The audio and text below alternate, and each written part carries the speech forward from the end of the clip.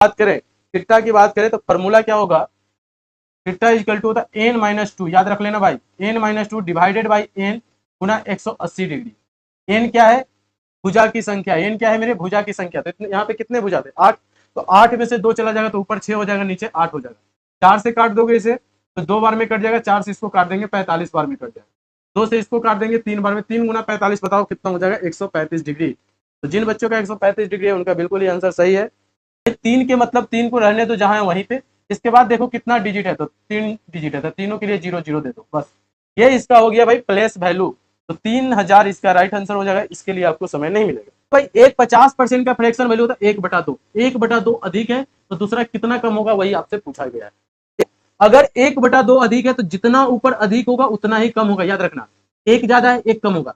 अब ये एक ज्यादा हो गया दूसरे, तो कितना हो गया 3, तो कम 3 से होगा, मतलब नीचे जब भी कम पूछे तो इन दोनों को जोड़ के बस रख देना। 1/3 का वैल्यू होता है 33.33%। तो 10% बेचते समय तो इसके एक फॉर्मूला होता है a plus B plus A B by 100, अर्थात यहाँ पे दो तरीके से प्रॉफिट हो रहा है परसेंटेज में, पहला 10 है दूसरा 20 है। तो 10% रखिएगा, इधर 20% रखेंगे, इधर 10 गुना 20 रखेंगे और बटा कितना कर देंगे 100 कर देंगे। क्वेश्चन निकल गया आपका, 0 0 कट गया।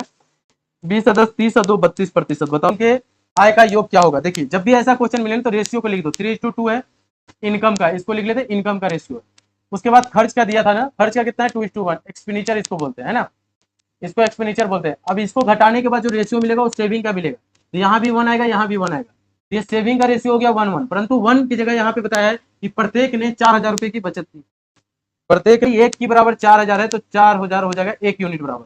तो पूछा क्या था, उनके आय का योग का पता लगा। बताओ, एक 2 कमा रहा है एक 3 कमा रहा है, 3 और 2 कितना हो जाएगा 5, 5 यूनिट गुना 4000 से कर देंगे तो पंचों को 20,000 हो जाएगा। ये भी होगा ये भी होगा, मतलब कि कौन सा हो जाएगा, सी हो जाएगा। होल नंबर किसको बोलते हैं, जीरो से जो शुरू होता है और ये पॉजिटिव जितने भी नंबर जाएंगे इनफिनिटी सबके सब होल नंबर हो जाएंगे, अर्थात पूर्ण संख्या कहलाएंगे। तो 6 भी इसके बीच में आएगा, 28 भी आएगा, तो ऑप्शन नंबर सी इसका राइट आंसर हो जाएगा। पहले से क्या बोला, 30 छात्र था, इसका एवरेज कितना दिया गया था तो लिख लो एवरेज। तो इसका 30 छात्रों का एवरेज 60 होगा, 60 लिख दिया, ठीक है कोई दिक्कत नहीं है। 20 नए छात्र आ गए तो हम 20 नए छात्रों की हम बात करेंगे। ये 20 नए छात्र आने के कारण औसत 2-2 kg कम किया, तो 20 इधर हो गया 30 इधर हो गया, तो 30 और 20 50 पे अगर हम बात करें तो 2-2 kg कमेगा।